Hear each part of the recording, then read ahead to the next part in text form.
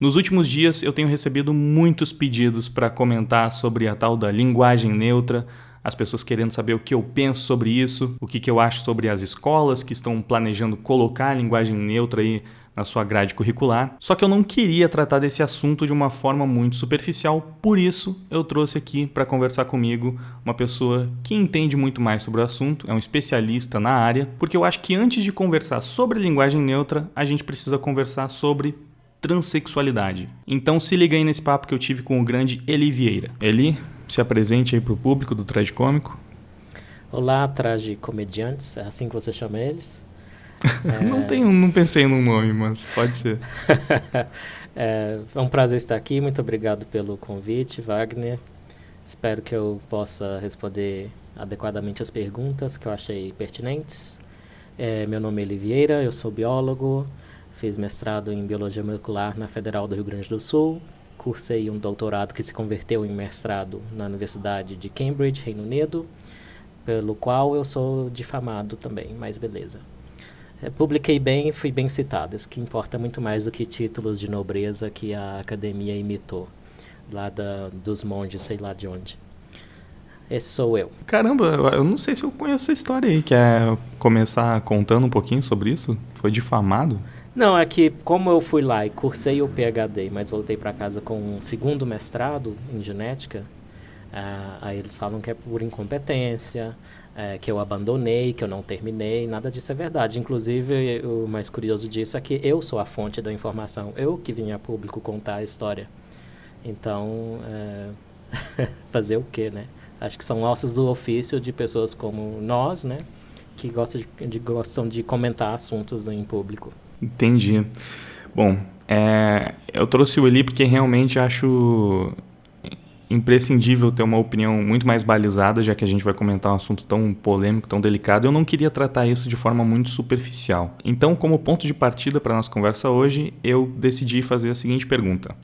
Qual é a posição da ciência em relação aos transexuais? Como ela explica a transexualidade? Existe um tipo de consenso científico sobre o tema? Eu entendo por que as pessoas buscam consensos científicos, porque a ideia é que quando tem várias pessoas ou grupos trabalhando independentemente, entender um aspecto da realidade e independentemente chegam às mesmas conclusões, essas conclusões são mais, né, reforçadas, são mais balizadas como provavelmente verdadeiras. Porém, eu acho que é um pouco... exageram um pouco na importância dos consensos, porque o que importa realmente é a evidência. Não importa o que o consenso diga, se a evidência amanhã mostra que o consenso está errado. Então, a real mestra da ciência é a evidência. E que evidências a gente tem a respeito dos transexuais? Consensos a gente ainda não tem, porque é um assunto, como eu disse no podcast com a minha amiga Agatha Carriel, que chama 20 Minutinhos, meu podcast, está lá no Spotify. É um assunto que a gente tem uma luzinha tremeluzente de conhecimento, cercada por uma penumbra de hipóteses de trabalho, até com plausibilidade variável, e trevas e mais trevas de ignorância, porque a gente começou a estudar isso há pouco tempo, né? E uma crítica que eu faço sempre a ativismo é que muitos ativistas passam o carro na frente dos bois. Eles querem fazer antes de saber. Então, primeiro a gente precisa saber. O que a gente sabe? Até onde eu li a literatura, e a Agatha me ajuda bastante nisso também, existem regiões cerebrais de pessoas transexuais que se assemelham mais àquele sexo com o qual elas se identificam, ou seja, aquele sexo para o qual elas estão transicionando. Então, a transexualidade é esse, digamos, movimento, que é um movimento da identidade, do sexo, da expressão, na verdade, desse sexo com o qual a pessoa nasceu, para uma expressão que está mais condizente com a saúde mental dela, ou seja, expressar esse outro sexo é o que mais ressoa com o bem-estar dessas pessoas. E a principal coisa que causa a transexualidade é chamada disforia. Disforia de sexo, mas também chamamos de disforia de gênero. Eu disputo a utilidade da distinção entre gênero e sexo. Acho que só tem sexo mesmo. Mas, enfim, chamem de disforia de gênero se preferirem. É uma coisa que parece ter uma raiz biológica, a disforia. estudamos pouco, mas o pouco que estudamos indica que tem sim alguma raiz biológica, não que seja 100%. Mas é uma condição necessária, mas não necessariamente suficiente para levar alguém à transexualidade, à manifestação da disforia. O que é a disforia?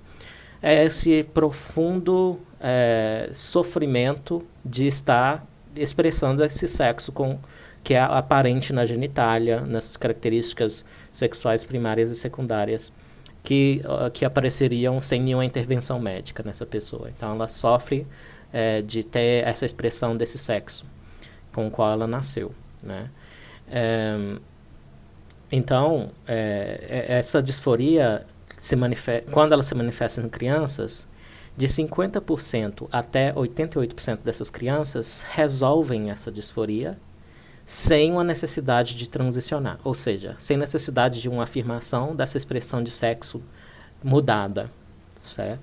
Então, por isso que eu disse que é uma condição necessária, mas não suficiente para alguém ser transexual. O que é suficiente? É que essa expressão, essa transição de um sexo para o outro, ela é o tratamento para a disforia. Então, se a disforia não se resolve com o tempo, e quando ela se resolve com o tempo, nessa provável maioria de crianças que manifestam ela, essa grande parte dessas crianças vão ser ainda parte da comunidade LGBT, vão ser gays e lésbicas.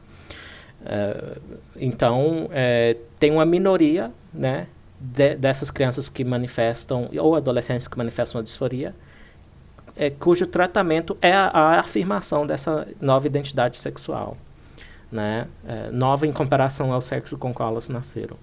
Então, neste caso, esses são os transexuais clássicos, tá? Depois a gente vai falar de um aparente novo tipo que tem agora. Então, tentando ver se eu entendi e talvez tornar a linguagem mais acessível para todo mundo que está assistindo aí também, quase como se tivesse uma fase aí da infância onde muitas crianças passam por essa dúvida, assim, de será que eu estou no corpo certo? Ficam com esse desejo aí de, sei lá, ficam com essa aversão ao próprio órgão genital, por assim dizer. Então isso é uma fase que acontece aí com um certo número de crianças, ou crianças, adolescentes, mas a maior parte dessas crianças acaba se resolvendo sem precisar realmente passar pelo processo de transição. Tu falou, acho que são crianças que provavelmente vão continuar sendo LGBT de alguma forma, mas não necessariamente vão precisar mudar de sexo para valer, digamos assim. Exatamente. E se você perguntou das evidências, né? Eu estava mencionando as evidências, então a gente tem regiões cerebrais em que você analisa a pessoa antes dela fazer qualquer tratamento, tá? O cérebro tem núcleos do hipotálamo, por exemplo, que as mulheres trans, ou seja, que eram meninos, mas querem ser meninas, as mulheres trans têm esses núcleos do hipotálamo mais semelhantes às meninas que nasceram meninas e não têm disforia do que a meninos, do que a homens. Então, existe essa evidência positiva de que há algo biológico na transexualidade. Mas também tem outras regiões do cérebro em que isso não acontece, que elas são mais semelhantes a algo sobre a matéria cinzenta, a matéria branca do cérebro. Parece que elas são mais típicas do sexo com que nasceram mesmo. Então, é uma coisa que está para se resolver, para ser entendida.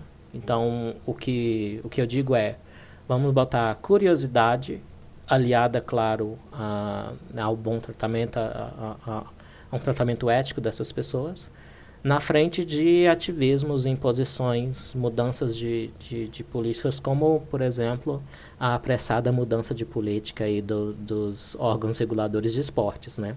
Acabou de sair uma revisão, e eu já tinha feito uma revisão similar no meu blog sobre mulheres trans no esporte feminino. E eu sugeri no meu blog, isso já tem uns anos, acho que foi 2017 que eu escrevi isso. Eu sugeri que é muito improvável que elas não tenham vantagens biológicas ao competir com as outras mulheres que sempre se viram como mulheres. Aliás, são uma forma, assim, é sempre, como tem muita ignorância, o modo como a gente fala disso sempre é meio delicado, pensando bem, eu não falaria o que eu acabei de falar de novo. Mas Mas vocês entenderam. Meninas que, né, não têm disforia e mulheres trans, ou seja, que foram identificadas como meninos e depois quiseram transicionar para o sexo feminino. Eu digo sexo feminino mesmo, em vez de gênero, porque ao fazer o tratamento hormonal, existe uma mudança do fenótipo, né? Existe um crescimento de órgãos, uma coisa biológica também. Eu acho muito maluco que se proponha que é tudo construção social, quando no negócio estão envolvidos hormônios, mamas, cordas vocais, né? Pelos, ou seja, características sexuais secundárias, né? São mudadas, ou seja, em certo sentido, é uma mudança de sexo. Então, tratam como politicamente incorreto chamar de mudança de sexo, mas acho que é a linguagem mais adequada, na verdade, para falar do que acontece com pessoas trans. Elas mudam de sexo. Não é tão fácil mudar a genitália, mas então, as características em que homens e mulheres diferem, algumas são mais maleáveis e outras menos. Então, os transexuais são aqueles que mudam aquelas que dá para mudar, com intervenção hormonal, por exemplo. E também com cirurgia. Assim, pessoas, digamos, não trans, sei lá, pessoas que estão de boas com o seu sexo, mas que possuem alguns desequilíbrios hormonais, também podem passar por esse tipo de situação, né? Homens desenvolvendo mamas ou, enfim, tendo uma musculatura mais frágil, talvez, porque tem um desequilíbrio hormonal. Vai precisar passar por um tratamento porque tem pouca testosterona, o corpo não está fabricando direito, alguma coisa do tipo. Isso não ocorre? Ocorre. Um exemplo clássico é a ginecomastia, né? Que é um problema que afeta alguns adolescentes, alguns meninos, né? Pode ser que eles tenham uma enzima aromatase hiperativa. A aromatase é aquela enzima que transforma a testosterona em estrógeno. Então, na variação humana, há espaço para esse tipo de coisa também, né? Porque um menino manifesta uma feminilização desse tipo, que ele é trans. E é uma coisa que está ficando preocupante agora, porque essa coisa do ativismo vir antes de qualquer curiosidade atrai pessoas com, digamos, problemas de personalidade, que passam a achar que são transexuais quando talvez não seja o caso, né? Isso que está preocupando mais ultimamente. E lá na Suécia, por exemplo, em 10 anos, de 2008 a 2018, cresceu em 1.500% os casos de supostos transexuais, de disforia de gênero. E foi principalmente, na verdade, no grupo que era classicamente mais raro, que eram as meninas, né? Do sexo biológico feminino, delas quererem virar meninos. Então, classicamente, e há motivos até da teoria da evolução para isso ser assim, porque os machos variam mais que as fêmeas, e há machos que se distanciam tanto da média dos machos que são, na verdade, fêmeas. Então, já é esperado, teoricamente, que machos variem mais. Então, classicamente, mulheres trans, ou seja, machos, que transicionam para fêmeas, são muito mais comuns do que fêmeas que transicionam para machos.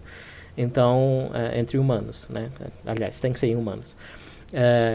Então, é muito curioso que é justamente o grupo das meninas e adolescentes de 13 a 17 anos, que é especificamente nesse grupo que teve esse aumento de 1.500% lá na Suécia. Parece ser um fenômeno mais cultural do que biológico. E o nome que uma autora, a Lisa Littman, deu para isso foi disforia de gênero de início rápido. Porque parece ser uma coisa que surge mais de repente do que a disforia clássica, que já se manifesta lá pelos 10 anos de idade, até antes. Então parece ser uma coisa nova, parece ser uma coisa diferente. Isso sim tem muito mais cara de construção social, digamos. Sim, é como se fosse uma profecia autocumprida. Começam a ler teorias que enfatizam uma causação cultural para esse tipo de coisa. E aí aplicam em si mesmos, não sei o que acontece. Mas uma comparação que fizeram, pelo menos a Lisa Littman fez, é que parece o caso da bulimia, por exemplo. O que aconteceu com a bulimia? Não existia essa palavra e um pesquisador da área médica propôs e criou o diagnóstico. A criação do diagnóstico causou um aumento no número de pessoas com bulimia, acima do que era esperado de pessoas que têm esse problema, mas não tinham um diagnóstico. Então, essa suposta nova teoria, porque são tudo hipóteses, como eu falei, o assunto ainda tem bastante especulação, parece que é similar a isso. Então, não parece ser a mesma coisa que a disforia clássica. As pessoas, quando elas começam a saber que isso existe, elas, pelo menos um grupo maior de pessoas acaba se interessando por isso e talvez seja induzido a... É estranho falar isso, porque tipo, no caso da bulimia, por exemplo, é uma doença, um transtorno, sei lá, e aí as pessoas, por descobrirem que a bulimia existe, elas podem acabar se interessando por aquilo e desenvolvendo a doença a partir desse conhecimento. É o que chamam de sugestão, né? Pode ser um caso mais extremo de pessoas sugestionáveis. As pessoas variam em serem sugestionáveis ou não. Algumas são mais do que outras. Então, eu repito que eu estou especulando, e a Lisa Leitman também, até porque o banco de dados dela não é dos melhores. Mas parece que mas a gente tem esse número sólido, por exemplo, dos 1.500%, é bem acima do que se esperava de transexuais que já estavam na população, mas não tinham um diagnóstico, né? Eu como leigo, assim, observando a comunidade LGBT de forma geral, de fora da bolha, me parece que existe um fenômeno cultural mesmo que vem fortalecido pelo discurso progressista, que faz com que muitas pessoas que não seriam naturalmente LGBT, acho que principalmente bissexual, comecem a fazer parte do grupo, entrar para o grupo, praticamente por moda, vamos lá. Eu acho que no caso dos transexuais é mais extremo, porque passa por um processo bastante agressivo com o próprio corpo. Mas...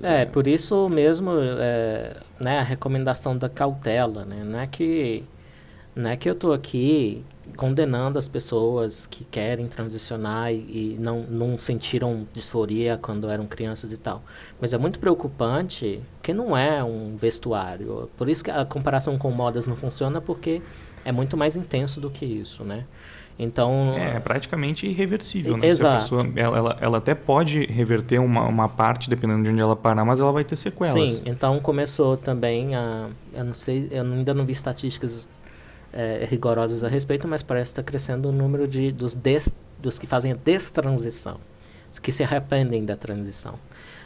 Eu li, acho que foi na Gazeta do Povo, o relato de não sei se era uma ou até mais pessoas, mas eu lembro de uma especificamente que falou de forma bem contundente como ela foi incentivada a passar pela transição sem ter todo o acompanhamento necessário, sem ter o diagnóstico correto, então ela foi se arrependendo e depois ela acabou vendo a besteira que ela tinha feito, por assim dizer. Porque parece que é isso, né? Como tu disse, boa parte das pessoas que manifesta esse desejo inicialmente ali na infância e adolescência acaba por não precisar passar realmente pela transição para se aceitar. Então, né? temos um fenômeno duplo, né? Porque pode ser até que manifestem a disforia no começo, mas seriam parte, seguindo um curso natural, seriam parte dessa maioria que não transiciona, que encontra a sua saúde mental fora da transição. E aí... Eu fiquei com uma dúvida também sobre... Foi lá atrás do que tu estava falando sobre a questão da diferença no cérebro, que é identificável, né? Consegue perceber que sim, o cérebro de pessoas trans tem partes que se assemelham muito mais com a de pessoas do outro sexo. E aí eu fiquei me pensando, isso acontece só com essas pessoas trans? Ou também é um fenômeno identificado, sei lá, em gays, em bissexual? Bem, existe até na minha resposta ao Silas Malafaia de 2013, que é a coisa mais famosa que eu fiz até hoje, eu mostro lá que tem também esse tipo de coisa em cérebros de gays, que há partes do cérebro de homens gays que se assemelham a mulheres heterossexuais. Então, tem até uma teórica que eu estou lendo agora, a Kay Brown, ela é transexual, inclusive. Ela acha que a principal diferença dos cérebros humanos não é necessariamente sexo, embora ela seja altamente correlacionada ao sexo. Ela acha que o que tem a principal diferença é que tem na população humana 2 tipos de cérebro. Um cérebro é androfílico, ou seja, gosta de homem, e o outro é ginofílico, gosta de mulher. Então, às vezes aparece um cérebro androfílico numa pessoa do sexo masculino, isso é chamado de gay. né? E eu estava vendo também, ela discute uma estatística das diferenças psicológicas entre homens e mulheres. Tomadas individualmente, até isso vale tanto para o cérebro quanto para o comportamento. Um único comportamento, uma única regiãozinha do cérebro, que varia entre homens e mulheres. Tomada isoladamente, a diferença não é muito grande entre homens e mulheres. Geralmente é uma diferença pequena. Porém, com todas essas diferenças, vai acumulando e como grupos, na média, viram uma diferença grande.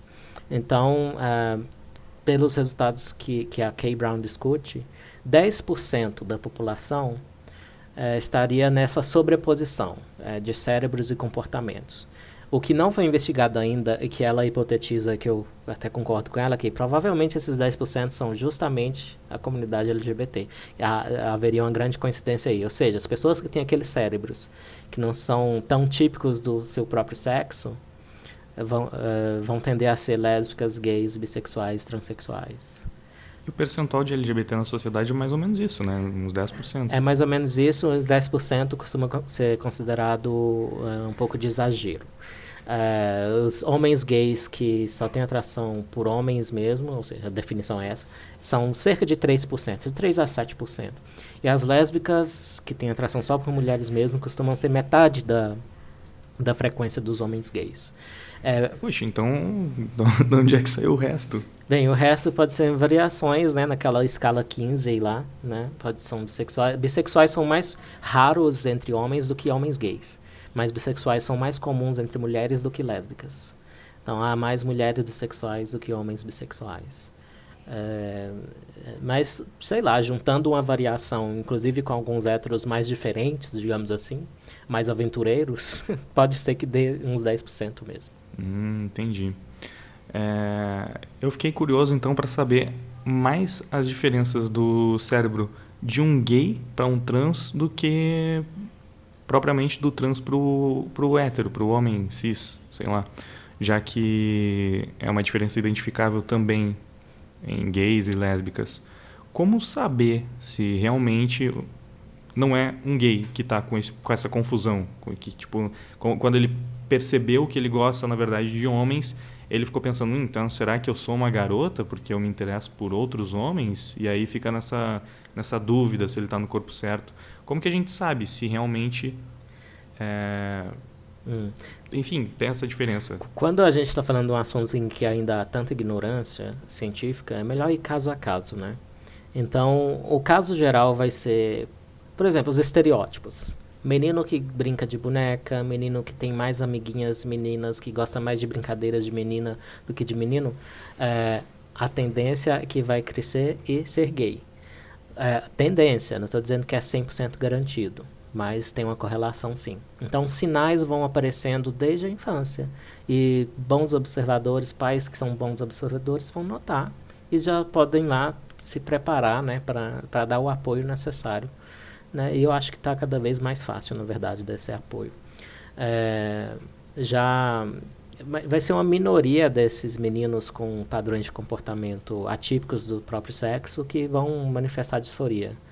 A disforia, quando se manifesta, bem, é a própria criança, né, que deixa claro que está passando por esse sofrimento.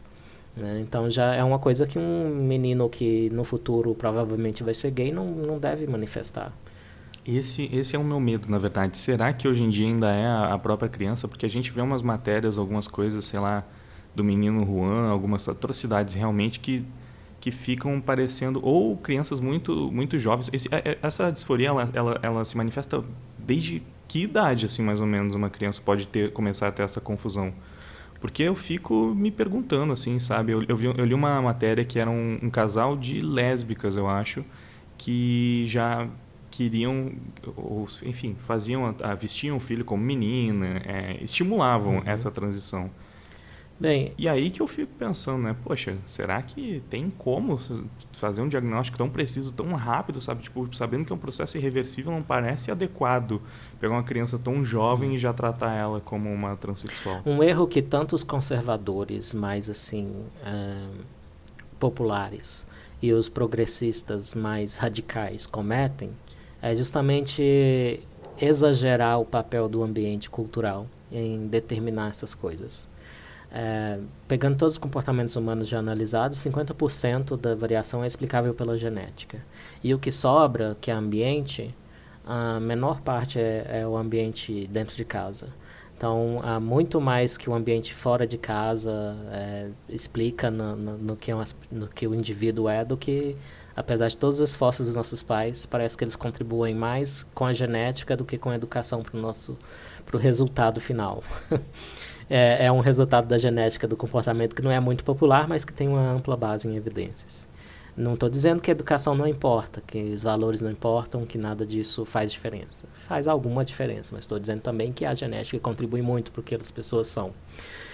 E o que esses dois grupos fazem é, então, achar que, por exemplo, os progressistas acham que os meninos crescem heterossexuais, a maioria deles, porque a sociedade socializa eles dessa forma. É o termo que eles usam para determinação social, determinação cultural. Então, eles, na verdade, eles estão virando a coisas de ponta cabeça. É por ter uma base genética de predisposição à heterossexualidade, a um comportamento típico masculino, que o menino vai preferir brincar de carrinho e arminha. Então, eles viram de ponta cabeça a causação aí. Eu vou até aproveitar para fazer um adendo que eu já tratei de um tema bem parecido aqui no canal, que foi sobre o paradoxo da igualdade, um documentário norueguês lá que mostrava exatamente essas evidências aí de que desde o primeiro dia de vida, meninos e meninas já manifestavam interesses diferentes e que provavelmente isso era explicado por causa da quantidade de testosterona presente na gestação, algo assim que já mudava bastante a questão dos interesses. Então esse papo de que não existe brinquedo de menina e de menino e que isso é pura construção social não faz sentido, né? O documentário desmistifica bastante. Sim, eu acho que o Harald Aya, que criou esse documentário, devia ganhar um Nobel, que é excelente esse documentário.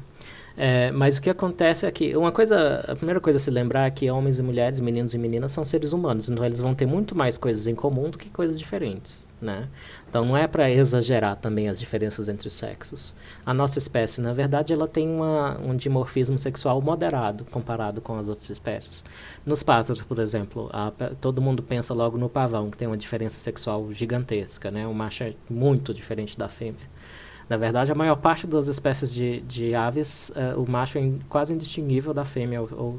Tem os tucanos, por exemplo. Tem biólogos que precisam usar ressonância magnética para ver qual o macho, qual é a fêmea. Se não, teste sanguíneo para ver nas células os cromossomos sexuais deles. Então, a nossa espécie ela tem um dimorfismo sexual, que é essa separação, né, entre essa diferença entre machos e fêmeas, moderado comparado com outras espécies, inclusive de primatas, né? Então, no nosso grupo dos primatas, o caso da diferença extrema está, por exemplo, nos gorilas, que o macho é gigantesco, tem aquele chamado silverback, né, as costas prateadas, que é o macho alfa do grupo. Humanos claramente não são assim, né? E o outro extremo da semelhança entre os sexos está nos bugios, por exemplo. Os bugios, as fêmeas são muito parecidas com os machos. Então, nós estamos ali no meio do caminho, né? Então, só para voltar na questão lá dos progressistas e conservadores que exageram o papel da cultura, é para responder o que você tinha me falado, né? Essa apreensão de que, ai meu Deus, o ativismo vai tornar o meu filho trans. Bem, o que acontece são pessoas que têm alguma predisposição, algum problema ali, não necessariamente um problema, mas uma variação, há uma suspeita de que essas meninas que são, digamos, convencidas pelo ativismo de que são trans, algumas estão no espectro do autismo, por exemplo. Há uma suspeita disso, nada confirmado ainda. E a gente falou do percentual de LGBTs na sociedade, mas e o percentual de trans mesmo? Já se sabe? Quanto por cento da população é trans? Bem, então agora a gente tem esse fenômeno de vários trans, né, resultantes dessa nova disforia. Então, se a gente tomar esses em conta, é entre 0,3% e 0,5%. Porém, dos que transicionam Ou seja, vamos dizer, os que têm uma disforia que levam a sério o suficiente para transicionar, é cerca de 0,01%. É mais ou menos a mesma frequência de pessoas que nascem com os órgãos invertidos. O fígado, em vez de estar no lado direito, está no lado esquerdo. O coração é levemente voltado para o lado direito, em vez de para o lado esquerdo. Então, e como agora está uma moda de botar os pronomes lá no Twitter, eu botei que eu sou dextrohepático. Quer dizer que eu quero que as pessoas saibam que o meu fígado é do lado direito. Já que é tão importante essa deferência às variações humanas, eu achei que seria importante. Interessante. Eu acho que vou trazer aqui uma dúvida que eu tenho também, que eu sei que existe uma síndrome, ou não sei se é síndrome, tem alguma coisa que faz as pessoas, algumas pessoas, obviamente um número muito reduzido, sentir que tem algo errado com o próprio corpo, sei lá, sentir que o braço do corpo não faz parte do corpo e ela quer arrancar o próprio braço, não sei, síndrome do corpo estranho, alguma coisa assim.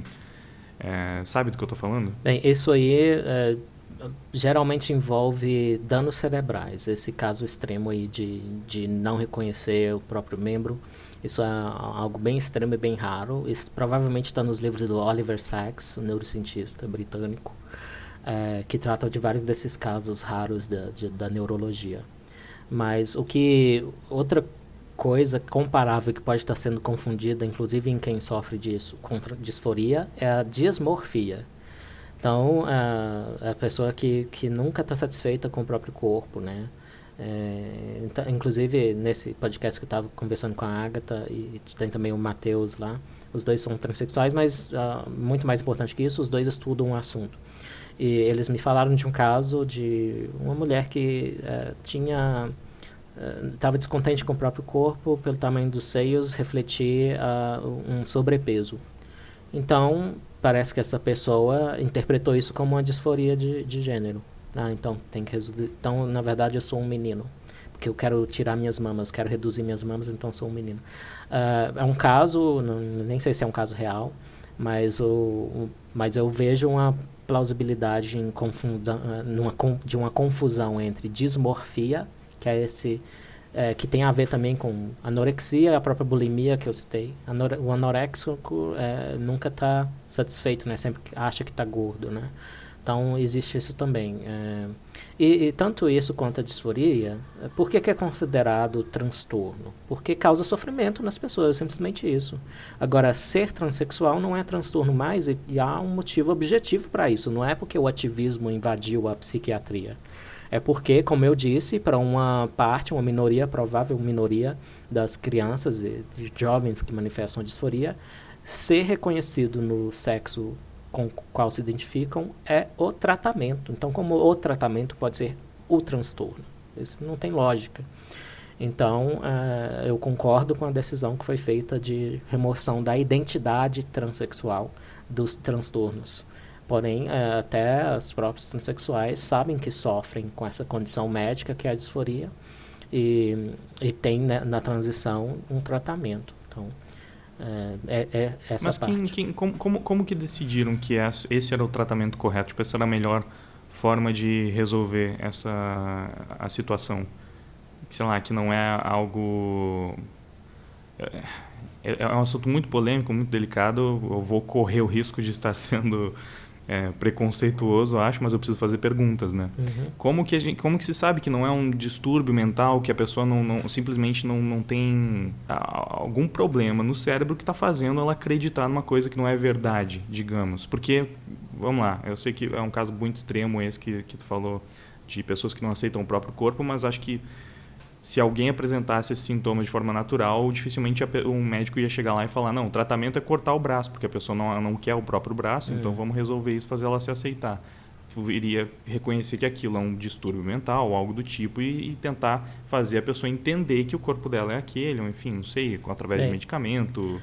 Bem, quando você pede a verdade, eu tenho que ressaltar que é um assunto que estamos estudando. Então não podemos ter uma pressa de querer achar a verdade. Mas há uma plausibilidade nisso, porque, como eu disse, teoricamente, com base na teoria da evolução, a gente já prevê que há uma variação maior entre machos sobre um monte de características.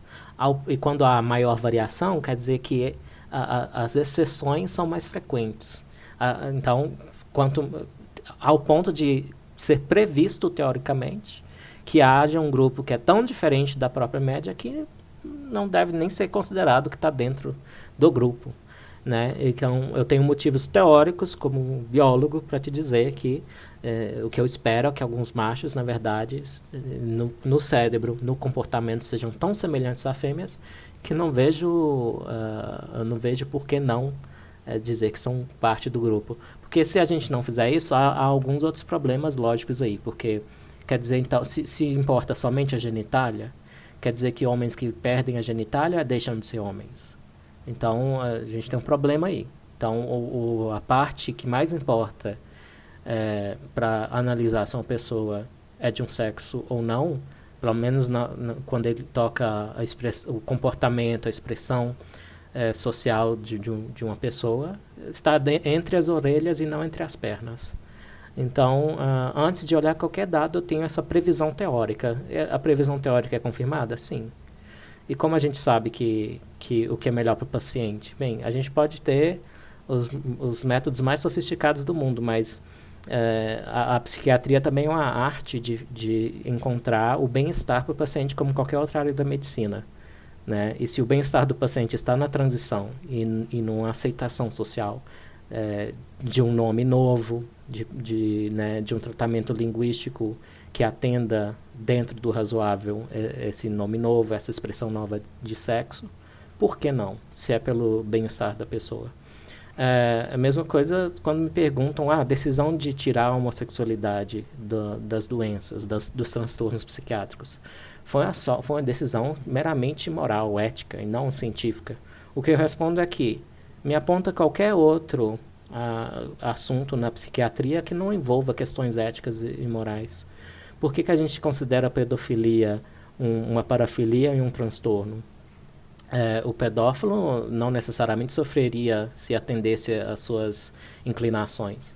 Porque ele vai causar sofrimento no mundo se ele seguir as suas inclinações. Então, é muito claro que... E claro que se ele tocar em qualquer criança, deixa até do campo da psiquiatria, passa para o campo criminal, né? E é justo que passe. Então, o que eu acho que essas pessoas que questionam essas decisões da psiquiatria não veem é que não existe uma linha nítida separando ciência de outras questões. Nós podemos aplicar a razão em diferentes domínios do pensamento, e um deles é a ética, né? Então, não é nenhum demérito para a psiquiatria que considerações éticas precisem ser feitas em conjunto com considerações de evidências e lógica e análise estatística. E no meio de tudo isso que a gente falou até agora, onde se encaixariam talvez os hermafroditas ou pessoas que têm dois sexos? Eu não sei se realmente é assim, qual é o termo científico para isso, mas tem pessoas que nascem com dois genitais, né? Mas acho que não tem Na como verdade, nascer com dois uma sexos. ambiguidade. É uma ambiguidade em que, em alguns casos, não dá para se distinguir se o que se desenvolveu ali foi um pênis ou uma vagina. Na verdade, o termo que está sendo preferido ultimamente é intersexualidade, são os intersexuais. Algum grau de intersexualidade, não necessariamente na genitália, ocorre em 1 a cada 2.000 pessoas. Então, até um assunto à parte, pode ter correlações com orientação sexual, com identidade de sexo também. Mas também interessante como parte da variação humana. E uma especialista que eu gosto nesse assunto é a Alice Dreger. E foi daí que eu tirei dela a estatística de 1 em 2.000. E outros tipos de ambiguidade, mas é que eu acho que são definidas como ambiguidade só em função de estereótipos. Tipo essa coisa da ginecomastia. Tem gente que considera a ginecomastia um menino que desenvolve umas mamas, considera isso intersexualidade. Então, se isso for considerado intersexualidade, então é até mais frequente do que 1 em 2.000 pessoas. Mas a minha opinião é que não deveria ser considerado, não. E o que acontece com intersexuais é que, por exemplo, tem alguns que são por motivos de problemas no desenvolvimento como uma condição chamada estrofia cloacal, que nasce alguns órgãos ali para fora, nasce o bebê com uma parte desses órgãos ligada aos órgãos genitais para fora. Então precisa ser feita uma correção cirúrgica. O que acontecia no passado é que decidiam, sei lá com que critério, que ia ser isso ou aquilo, mas essas pessoas acabam se distribuindo em identidades como homens ou mulheres mais tarde na vida. Podia acontecer de um médico decidir ali, não, então vai ser um menino, e no fim não era uma menina, e aí... Exato. E esse é parecido com outro caso que não tem a ver com intersexualidade, mas foi um menino, o David Reimer, que perdeu o pênis por causa de uma circuncisão malfadada. Estavam usando um método novo com laser. Eu não vou dar detalhes porque é bem horrível o que aconteceu. Então perdeu o pênis. E um médico chamado John Money, acho que ele na verdade é psicólogo, ele decidiu que o David era Brenda, ou seja, ele unilateralmente, e ele tinha essa teoria de que tudo é a construção social, é determinado pela cultura, pela sociedade, pela criação. Então ele tinha certeza, porque dogmático com a hipótese dele, ele tinha certeza que se criasse David como Brenda, que ele ia aceitar ser Brenda. E o que aconteceu foi quando o David começou lá na pré-adolescência, ele se sentiu menino, se sentiu homem, né? Apesar de terem feito cirurgia e tudo nele, criando uma vagina ali. E ele foi criado como uma menina também, né? Tem essa questão. Foi criado como uma menina, inclusive eu até chamo o John Money ele é o Joseph Mengele da construção social. Que o Joseph Mengele era determinista biológico, né? Ele é o médico nazista que fugiu para a Argentina e tal. Então o John Money, décadas depois, ele era o contrário. Ele achava que as coisas são determinadas pela cultura e ele botava o David para simular ato sexual com o próprio irmão. David sendo supostamente uma menina, ele tentando reforçar que ele era uma menina através de simulações de atos sexuais, não que ele Meu Deus! Sim, John Money fez pesquisa antiética em nome da construção social, e poucas pessoas sabem disso, porque adoram colecionar crimes do determinismo biológico, que é um dos piores xingamentos acadêmicos que tem, esse, determinismo biológico. Mas determinismo cultural, determinismo social, que é o caso do John Money, curiosamente não tem tantos detratores na academia. Deve ser porque...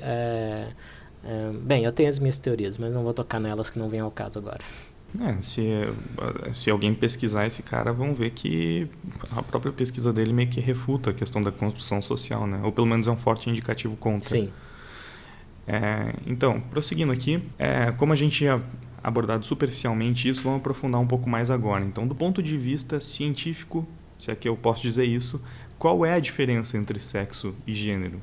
Em que ponto que essa discussão está dentro da comunidade científica? Bem, eu sigo um estudioso do assunto chamado Marco Del Giudice. Ele é provavelmente italiano, mas ele trabalha na Universidade Americana. E ele pensa, e eu concordo com ele, que essa distinção... Inclusive, sabe quem que mais incentivou e popularizou essa distinção entre sexo e gênero? John Money. John Money foi... É sério? Sim. Realmente ele é relevante dentro dessa área? Sim, John Money foi um dos principais responsáveis na década de 50 e 60 pela popularização dentro da academia de uma distinção entre sexo e gênero. Eu já achei até documentos dos anos 1500, do século XVI, em português, chamando homem e mulher de gênero, tá? Mas é no mesmo sentido de chamar de tipo. Um tipo de gente é esse e outro tipo de gente é aquele. Mas aí surgiu essa teoria de que há uma distinção. Qual o problema dessa distinção? Ela presume que a gente já sabe que parte é ambiental e cultural, que parte é biológica, quando na verdade está tudo muito entrelaçado e a gente faz um trabalho duro para destrinchar e tentar descobrir. Então, eu prefiro chamar tudo de sexo. A âncora da coisa é biológica, claramente, e disso, né, partem interpretações culturais, expressões culturais, inclusive expressões que são ruins, tipo tentar impor uma identidade ou estereótipos de sexo nos gays, né, que o menino tem que ser homem, não sei o quê, que foi muito usado contra gays no passado. E hoje esses casos aí, que ainda espero que sejam ainda exceção, de tentar impor o outro lado, né? de pais decidindo, pais lacradores decidindo que o menino na verdade é menina. Assim, a distinção entre sexo e gênero. Eu não aceito a distinção. Eu acho que se for para usar o termo gênero, que ele seja um sinônimo. Não há base científica para alegar o contrário ainda. Não há. Né? O que há é um grupo político que faz um lobby para que a distinção seja aceita. A aceitação dessa distinção não é necessária para tratar transexuais com respeito, de forma alguma. Então, qualquer um que chegue falando assim, com toda a propriedade sobre essa questão de gênero e por que existem não sei quantos gêneros, que cada dia tem mais, né? Essa pessoa está sendo absolutamente anticientífica. Ela não tem nenhuma base para o que ela está defendendo. Isso é indistinguível para mim da astrologia. Tem tanta base quanto a astrologia. Eu sou Áries com ascendente não sei o que lá. O meu gênero é, sei lá. Pior que o gênero virou mais ou menos isso, Sim, né? Do jeito que virou. as pessoas estão fazendo, que tem várias, assim, que eu já vi, tipo, o meu gênero é que eu me interesso por pessoas de cabelo curto, ou eu sou do gênero fluido, porque eu amanheço de um jeito e depois eu tô... Enfim, algumas coisas loucas desse jeito. Não existe absolutamente nada dentro da ciência que, sei lá, que realmente possa embasar o que essas pessoas estão dizendo. De onde saiu isso? Bem, do John Money, para começar. Então, eu não disputo que pode haver pessoas bem informadas sobre as evidências diferentes de sexo, que ainda aceitam essa distinção entre gênero e sexo e tratam, o gênero é a parte mais cultural, não que eu estou dizendo que tem zero biologia. Como, por exemplo, escolhas de carreira. Homens e mulheres diferem em interesses, e esses interesses, que têm uma base biológica, se refletem nas escolhas de carreira. Então, mulheres preferem trabalhar com pessoas e cuidados, homens preferem trabalhar com objetos inanimados. Né? Não é que todo homem é assim, toda mulher é assim, mas há uma diferença na média aí. E com sobreposição, como eu falei, tem uma sobreposição também. E pegando tudo junto, tem uma sobreposição aí de 10% entre os dois sexos. De onde saiu essa ideia de que tratar um transexual pelo pronome errado é ofensivo e pode disparar uma série de gatilhos na pessoa? Tem algum estudo científico que sirva de base para essa linha argumentativa? Ou... Não precisamos de estudo científico. Isso o fundo de correção nisso realmente, se você insiste em chamar, vamos usar os nomes que eu estava falando do David, chamar o David de Brenda, quando o David está fazendo uma transição para o sexo masculino, ele quer ser visto como homem, ele quer ser chamado de David, você vai insistir em chamar ele de Brenda, vai falar do que ele prefere esquecer, né? Vai causar um sofrimento nele. Então, a questão de humanidade, de ser legal com as pessoas, não despertar a disforia nelas. Então, a questão de ser mera educação mesmo. Agora, esse fundo plausível, quando a gente pega essa questão dessa suposta nova disforia, desse pessoal que está se declarando transgênero, né? Preferem falar transgênero porque adotam essa distinção entre gênero e sexo. É uma distinção que leva à loucura, né? Porque gênero é tudo construção social. Então, até tem uma certa coerência de achar que qualquer coisa pode ser gênero. E esse pessoal, sei lá, leva a confusões mesmo quanto a essa questão aí de não chamar pelo gênero errado. O que eu concordo com o psicólogo canadense Jordan Peterson é que essa questão de pronomes inventados e essa invenção de neutralidade, o que pode ser, e também é especulação, pode ser que algumas pessoas sejam intermediárias, que o desenvolvimento delas seja como uma moeda que, em vez de cair de um lado ou do outro, ficou em pé. Acontece com moedas, quando a gente joga moeda, acontece. Mas é improvável. É possível, mas improvável. Então, eu acho que é possível que há pessoas que se desenvolvem como intermediários de sexo. Porém, essa questão de criar uma língua, modificar a língua em função disso... Bem, se for pegar todo tipo de minoria, como eu falei, a mesma quantidade de pessoas, provavelmente, tem... A frequência é a mesma, de pessoas que têm a inversão dos órgãos. A gente vai alterar toda a nossa língua em função disso? Trocar canhoto por destro e destro por canhoto, talvez, não sei. Então, a língua existe para comunicação. Se a gente tiver que se preocupar com... É como se fosse aqueles filmes de Missão Impossível. Tem um laser em cada canto e qualquer mínimo movimento dispara o alarme. É assim que funciona esse controle da língua. Põe alarmes em todo canto, para qualquer movimento dispará-los. É uma forma autoritária de lidar com as pessoas, de lidar com a língua também, porque ignora a parte da comunicação, dela ser eficiente. E a língua, como a ciência, ela precisa fazer generalizações. Teorias científicas são generalizações. Elas precisam ser. Que a gente precisa simplificar o mundo com as teorias de uma forma precisa. Então, elas simplificam o mundo, mas são precisas, né? Isso que é ciência. E a língua também faz isso. A gente precisa simplificar, precisa generalizar, né? E outra que o grupo dos progressistas extremos, dos identitários, eu acharia uma pena que o resto desistisse da língua e aceitasse que eles são donos dela. Não, eles têm que aceitar, na verdade, que a sociedade é plural, a comunidade lusófona, né, falante do português no mundo, é plural, e eles não mandam nela, não mandam na língua. E eles não têm o direito de impor nada a ninguém. O Jordan Peterson, quando ele falou sobre isso, na questão do pronome mesmo, ele falou que, bom, se as pessoas podem escolher os próprios pronomes porque elas se sentem melhor assim, porque elas precisam estar confortáveis, né, durante a comunicação, por que não poderíamos também começar a escolher adjetivos? Por que eu não poderia decidir que agora eu vou ser chamado de... Sei lá, eu até brinquei com isso no Twitter alguma vez. Tipo, agora eu quero que me chamem só de emo gostoso pica das galáxias ou alguma coisa do tipo.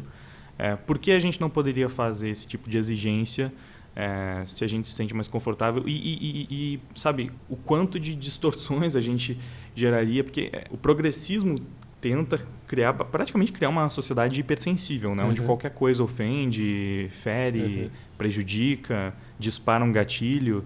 Então, os problemas aí são inúmeros, né? A gente não pode...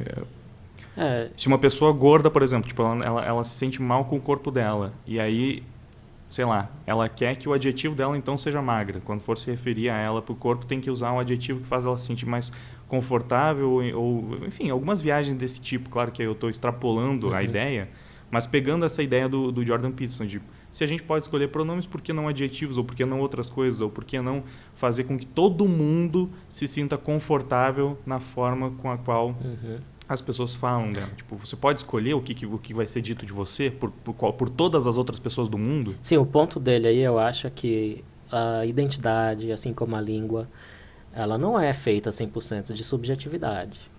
Você não é tudo que você acha que você também é o que você negocia com os outros, né? E isso que é educação, nada mais é do que isso. Todo mundo lá pelos 2, 3 anos é violento, né? A fase mais violenta do ser humano é a primeira infância. Isso reflete muito bem a nossa espécie como primata, né? E a gente aprende a não ser assim, né? Existe toda uma negociação do que a gente é com hábitos, práticas. Cultura é muito importante. Cultura vai muito, muito fundo. Existem experimentos com diferenças culturais, por exemplo, entre os americanos do norte e do sul. Os do sul, né, tipo texanos, e os do norte, tipo nova-iorquinos. Então, os do norte, por exemplo, são mais tolerantes a insultos. Então, é bem aquele estereótipo lá do nova-iorquino boca suja. Enquanto os texanos, os do sul, têm uma cultura mais associada à vida rural, que é uma cultura mais de honra. Então, insultos são uma coisa grave, dá em morte se você insultar. Mesma coisa pensando aqui em pessoal do interior e pessoal das capitais. E nesses experimentos, eles, por exemplo, insultavam ou botavam um cara grandão assim, andando num corredor contra eles, ou alguém tinha que ceder. Então, os americanos da cultura de honra dos sulistas, eles cediam o espaço muito antes do cara passar. Já os do norte arriscavam mais trombar com ele. E quando foi o experimento do insulto, eles viram que o nível de cortisol no sangue, que é um hormônio associado ao estresse, era bem maior nos sulistas, porque o insulto para eles é muito mais sério. Ou seja, é uma diferença cultural, mas que vai ao nível fisiológico. Então, a cultura é muito importante. É uma pena que muitos estudiosos da cultura são gente sem rigor científico, né? É gente que ignora, por exemplo, métodos básicos que a gente tem para aferir o quanto de genética tem numa característica e quanto de ambiente tem. Então preferem ignorar isso tudo, ficar lendo Foucault e falando besteira do alto da poltrona. Por isso que eu fiz uma tirinha comparando o trabalho do geneticista com o trabalho do pessoal que afirma que tudo é construção social. Existe um abismo de rigor entre as duas áreas. Eu não preciso falar qual é a mais rigorosa. É claro que o respeito, num primeiro momento, né? Respeito que eu digo, tratar todo mundo com decência, porque o próprio Jordan Peterson também fez essa diferença na questão do respeito, onde ele fala que o respeito não é uma coisa que todo mundo tem por todo mundo, né? É uma coisa que você conquista e tal. Mas falando sobre tratar os outros com decência, é claro que é importante numa sociedade, mas tem esse ponto, né, de que a gente não consegue estabelecer o que os outros vão falar sobre nós. Isso qualquer pessoa. Não é só o pronome que pode estar equivocado. As pessoas podem estar falando um monte de coisa sobre mim, enfim, eu não tenho controle sobre tudo que elas vão dizer. Particularmente, me parece, sei lá, o mais óbvio que quando eu me deparo com uma pessoa que, no que eu bato os olhos, eu identifico como uma mulher, eu trate ela como uma mulher. Independente, sem saber se é trans, se é cis, enfim, o que for. E, claro, vou também, por educação, tentar tratar a pessoa da forma como ela pede para ser tratada. Pode fazer um exemplo trivial, sei lá, se eu estou conversando com um Eduardo e ele pede para ser chamado de Edu, por educação, se o cara pediu, por que não, né? Por que não chamar ele da forma que ele está mais confortável?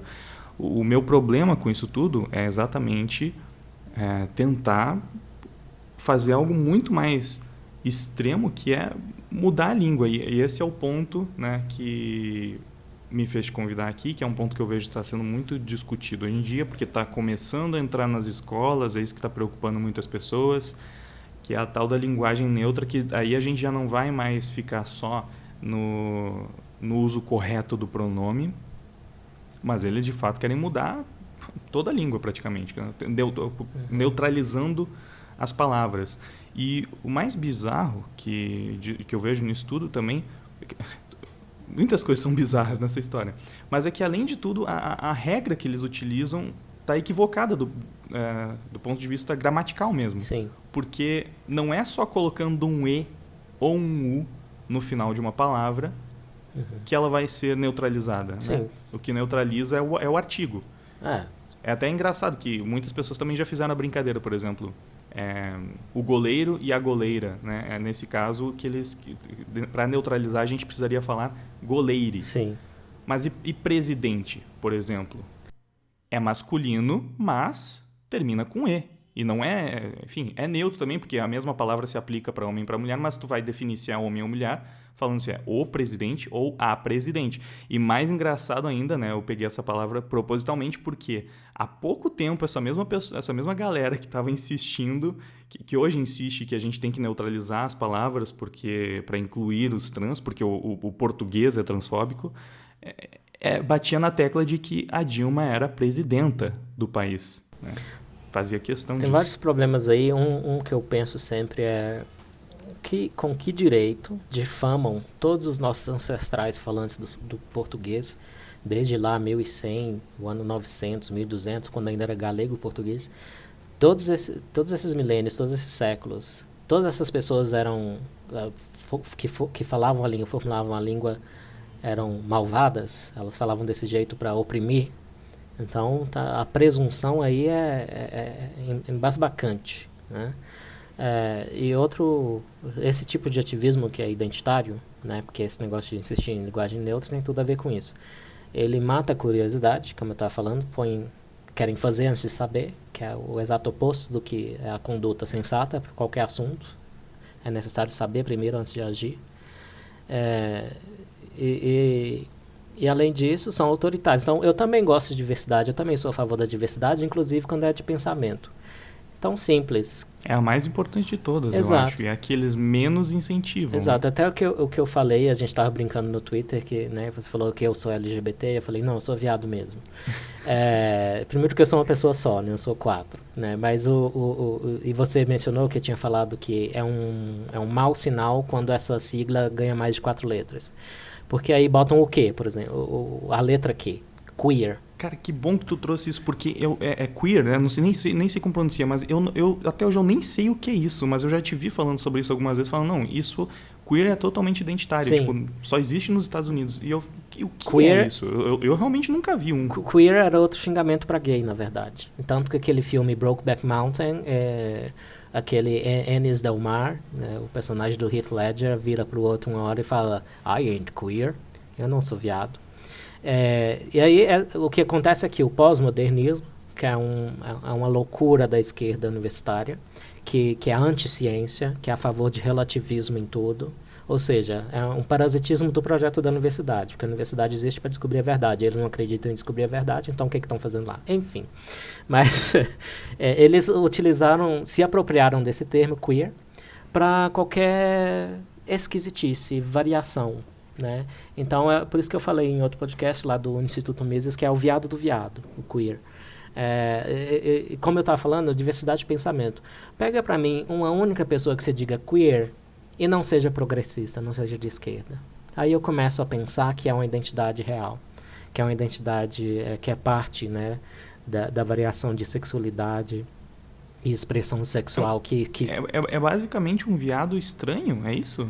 Bem, são mulheres mais masculinas, são homens mais femininos. É uma forma de exaltar que ainda é diferente, ainda é estranho, mesmo com o avanço da aceitação. É como se não quisessem ser aceitos, então querem ser vistos como estranhos, acham que isso é uma identidade muito importante, né? Peraí, pode inclusive ser hétero? Sim, Ou sim. não? Pode inclusive Sim? ser hétero. Inclusive, a teoria é tão fraca que qualquer pessoa pode se incluir na sigla LGBTQIA. Eu falo LGBTQIABO para facilitar. Então, qualquer pessoa, né, usando o jargão e alegando coisas sobre a própria identidade, com essa supremacia da subjetividade e do relativismo, qualquer pessoa vira LGBT. Com essa teoria, que eles chamam de teoria queer, inclusive. O que muita gente chama de ideologia de gênero. Eu acho que tem muita gente que é conspiracionista que usa esse termo. Eu não uso esse termo de ideologia de gênero. O nome oficial do negócio é teoria queer. É um ramo do pós-modernismo aplicado. Eu estou traduzindo um livro sobre isso, chama Teorias Cínicas. Helen Pluckrose e James Lindsay são os autores. E eles mostram como se desenvolveu. Veio lá do Foucault, do Derrida, lá da década de 60, os autores pós-modernos radicais. Só que eles eram muito, assim, brincalhões, intelectualmente falando, e não eram muito da prática, embora o Foucault era bem ativista também.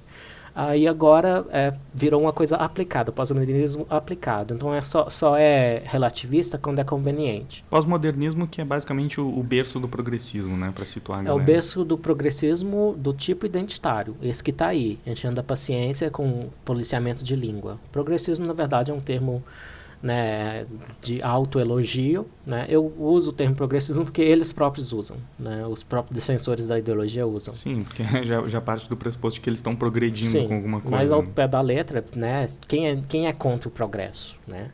Ninguém. Então nem mesmo os conservadores, que tipo seriam seria o antônimo, digamos assim, né? Que é os dois lados da moeda. O conservadorismo não é contra o progresso. Sim. Não é contra a evolução. Eles só, como o próprio nome sugere, eles fazem isso de uma forma mais conservadora. Tentam com mudanças menos abruptas. O progressismo é o que é mudanças radicais para mudar a sociedade em direção ao progresso. Então, se uma marca aí, o seu banco, por exemplo, eu acabei de deixar o Nubank, porque o Nubank começou a lacrar demais. Se eles colocam LGBTQ, pode ter certeza que você pode considerar isso... Certeza não, mas veja como um indicativo forte de que há uma infiltração ideológica lá dentro. Não é só uma defesa de grupos historicamente discriminados, né? Como são os lésbicas, gays, bissexuais, transexuais, principalmente transexuais. É um fato, é objetivo que são grupos que foram discriminados no passado e isso está mudando rápido.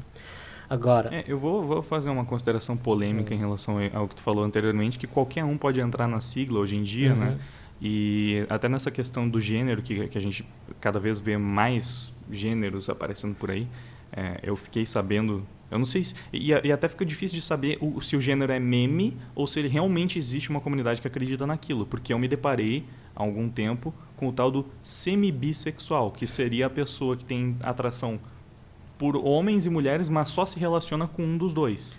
É. Que é um hétero, basicamente. É a lei de Poe, é quando a coisa fica tão absurda que a paródia fica indistinguível da coisa real. Isso tá acontecendo pra caramba. E aí a impressão que me passa é que eu já vi até progressista criticando isso, né? Essa sei lá, banalização dos termos, da sigla mesmo. Porque parece muito que assim, a adolescente sempre quis ser o diferente, sempre quis entrar para um grupinho e fazer parte de alguma coisa, e que essa abrangência toda, ela simplesmente faz com que um hétero mesmo possa se considerar LGBT, sendo hétero ativamente, só se relaciona com mulheres, um homem no caso, né? Mas ele é LGBT, porque ele está dentro de alguma coisa ali específica que está dentro da sigla. Então ele também faz parte desse grupo discriminado e oprimido simplesmente porque quer ser diferente, né? Quer transgredir. Eu já sei realmente. de 2 casos, e nem fiz esforço em procurar, mas eu achei de 2 casos que são heterossexuais enrustidos. Então, e são pessoas, né, com bastante progressistas, que querem fazer o bem, que querem não discriminar, o que é tudo ok. Mas aí caem nesse papo furado de pós-modernismo, de tudo é construção social, tudo é subjetivo, tudo é relativo. Aí começam a achar que eles são muito diferentes. Porque até a ideologia, o identitarismo é tal que ser hétero virou feio. Então, aí, isso não é a primeira vez que foi observado, não. Tem um livro de uma autora, inclusive é especialista em literatura brasileira, apesar de não ser brasileira, a Daphne Patai. E ela conta de departamentos cheios de feministas radicais em que as héteros se escondiam.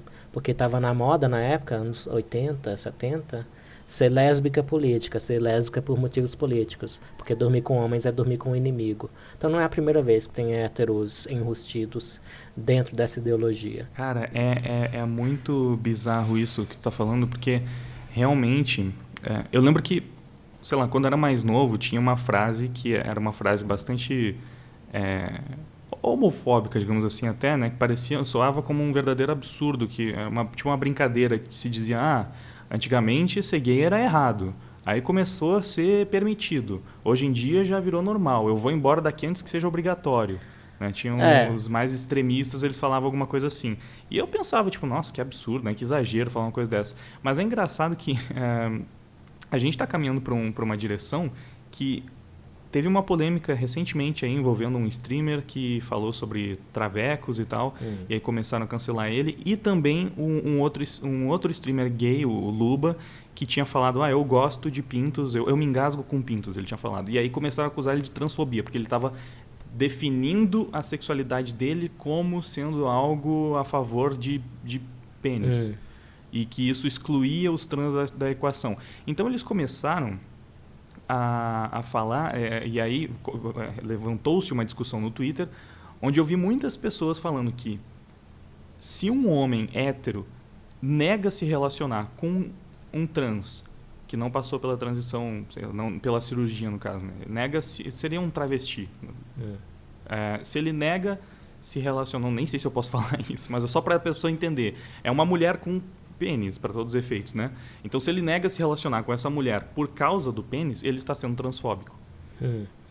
Porque um hétero não teria esse direito de, tipo, você não pode se resumir a isso, você não pode não querer esse relacionamento por causa do órgão genital. Você não pode, sei lá, ser um hétero que não gosta de pênis. Isso revela muita ignorância, o que não me surpreende, né? Como eu disse, ativismo mata curiosidade, especialmente esse tipo de ativismo.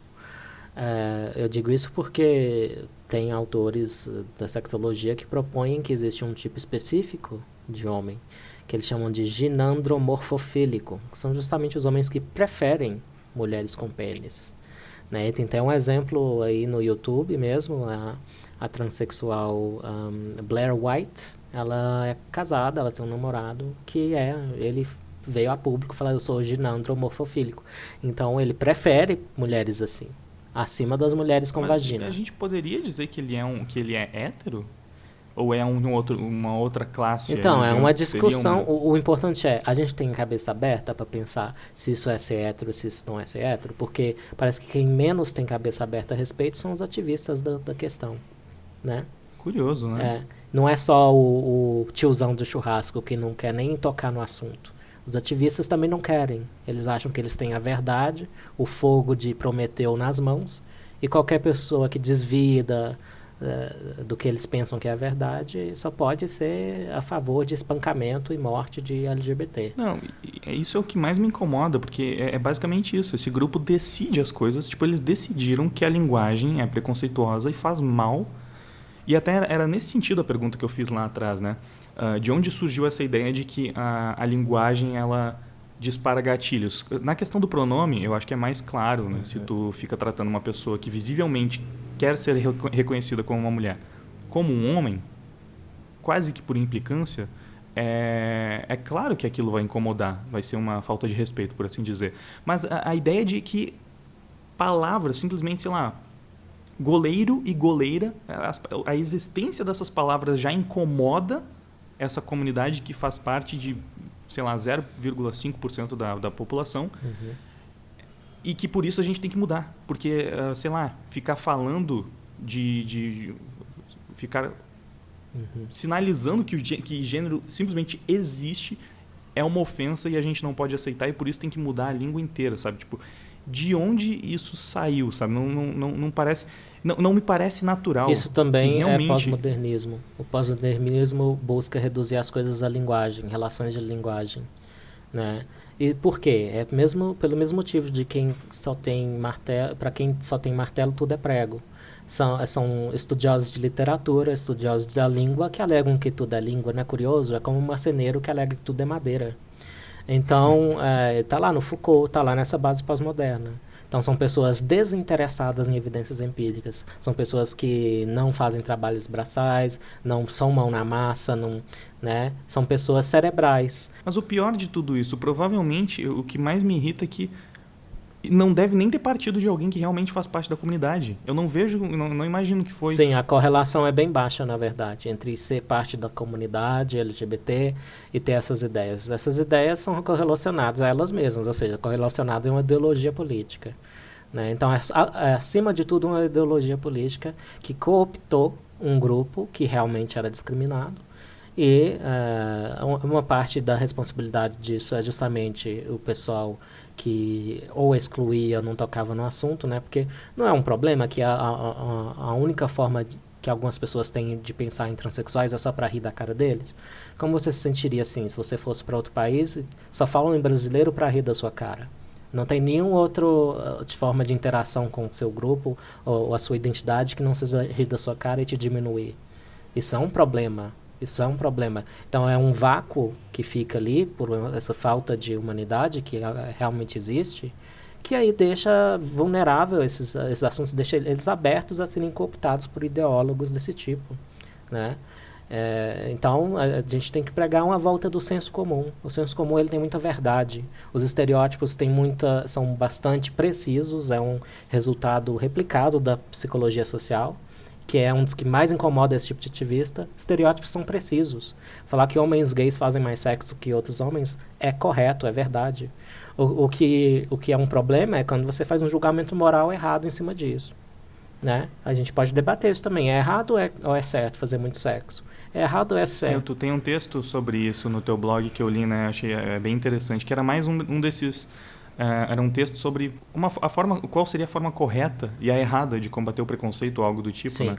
Tu fala que o fazer mais sexo não é necessariamente um problema. Ou você precisa provar por que é um problema Sim. fazer muito sexo, né? A questão a ser debatida é que as pessoas se apegam ao ponto errado da discussão. Sim, e sou todo ouvidos a quem quer defender essas opiniões, né? É preciso também resgatar a possibilidade de discordar e de trazer à mesa opiniões. Daqui meia hora, inclusive, vou estar conversando com o Iago, que é um pastor, e eu sou ateu, e ele defende o fim do casamento gay, e eu me casei com um homem. E eu estou disposto a conversar com ele. Sabe o tipo de pessoa que está mais difícil conversar hoje em dia? Os ativistas. Está mais fácil para mim conversar com pastores do que com eles. E é uma coisa realmente muito importante, né? Porque, de fato, assim, como tu falou, eles pegam grupos que, sim, foram oprimidos, têm problemas sociais a se resolver.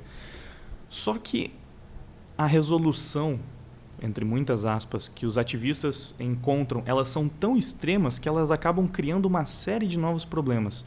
E aí a gente chega no ponto central aqui da discussão, que na verdade foi para muitos lados, mas enfim, né?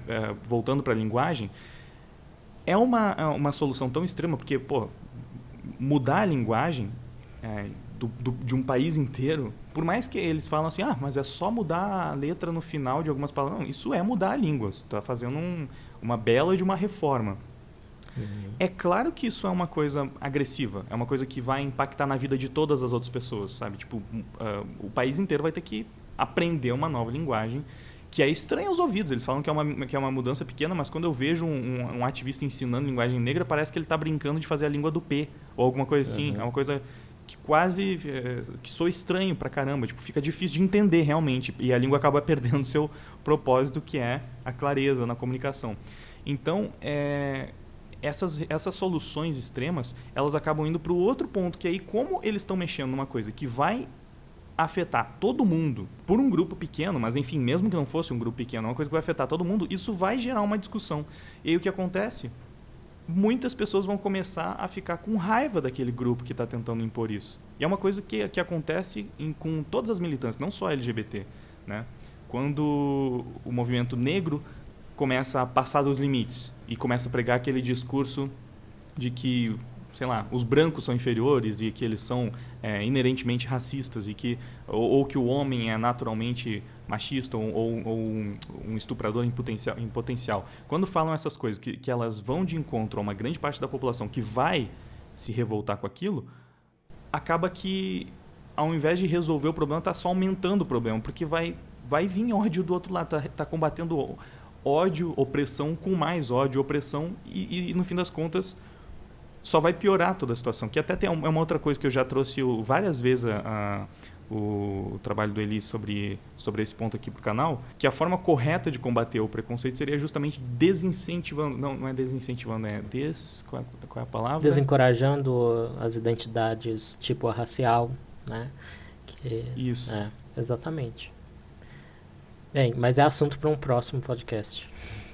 Com certeza, né? Já estamos nos estendendo mais do que deveríamos aqui. Mas só para encerrar, já que você falou, já que o assunto ativismo veio à tona, nós temos evidências também de que, eu até já divulguei isso também, os protestos não violentos são mais eficazes do que os violentos. E aí o pessoal xinga, não gosta disso, fala que é colaboração com o inimigo, mas é evidência científica como outra qualquer. Está provado que os protestos não violentos, ou seja, ativismos mais abertos a diálogo, funcionam melhor do que esse tipo de coisa impositiva e autoritária. Porque a postura combativa, ela vai inflamar os dois lados, né? Sim. E quando as pessoas estão brigando, elas não vão resolver nada. Ou um lado vai ter que se sobrepor ao outro e impor tudo na marra, na força, o que nunca é uma boa solução, porque aí tu tem um outro lado que começa a se sentir injustiçado. Uhum. Enfim, parece bastante óbvio, né, que essa não é a melhor saída, mas é o que mais a gente vê aí sendo pregado pelos progressistas de forma geral na internet e fora dela, né, que é o problema principal, acho, que infelizmente essas ideias, elas já estão saindo só do Twitter, das bolhas progressistas da internet e eles estão realmente... Não é de agora, né? Muita coisa já foi implementada na lei através desse tipo de discurso identitário. Mas aí a gente está vendo aqui mais uma, que é a tal da linguagem neutra. Então, tu é totalmente contra isso, para encerrar. Eu sou a favor de debate. Por exemplo, apesar de eu ter usado o meu direito ao casamento com um outro homem, eu não aprovo que esse direito foi conquistado pela canetada do STF. Sou contra o ativismo judiciário. Nesse ponto, a Argentina fez melhor que o Brasil. Foi uma decisão parlamentar, ou seja, por representantes legítimos, e não gente de toga que não pode ser tirada de jeito nenhum dali, né? Que se considera, de repente, filósofo social, em vez de meros aplicadores da lei e da Constituição. Então, há muito pano para manga. Os fins não justificam os meios. Sim. Basicamente, né? Então é isso. Muito obrigado, Eli. Foi realmente bastante produtivo, muito esclarecedor. Com certeza tirou a dúvida de muita gente aí que estava nos ouvindo também. Quer, sei lá, deixar algum canal aí, algum lugar para as pessoas te acompanharem? Eu tenho um site que eu agrego tudo que eu faço na internet, talvez eu tenha que atualizar, que é Imburana eli.elivieira.com. Lá tá, eu botei vários feeds dentro de um só lá. Que eu vou deixar ali na descrição para quem quiser dar uma olhada, então. Tá certo. Muito obrigado pelo convite. Um prazer falar com você e os seus seguidores. Eu que agradeço, então. Valeu, Eli. Valeu. Bom, espero que vocês tenham curtido o papo. Não esquece de fortalecer deixando aquele like, se inscreve no canal também, ativa o sininho para receber todas as notificações. Entra aí na discussão, participa disso, deixando seu comentário aí embaixo também. E compartilha o vídeo com quem você acha que pode se interessar pelo assunto também. Se você puder ajudar o meu trabalho, dá uma olhada ali na descrição, não só para ver o trabalho do Eli, mas também para conferir o link do meu Apoia-se, da minha loja de camisetas e das minhas outras redes sociais. Ou pode ajudar também se tornando membro. Tudo isso realmente muito importante para eu continuar fazendo aqui os meus vídeos, beleza? Muito obrigado pela sua audiência, por ter assistido ou escutado essa conversa até o fim. Agora eu vou indo, valeu, até mais, fui. Quem quer liberdade quando pode ser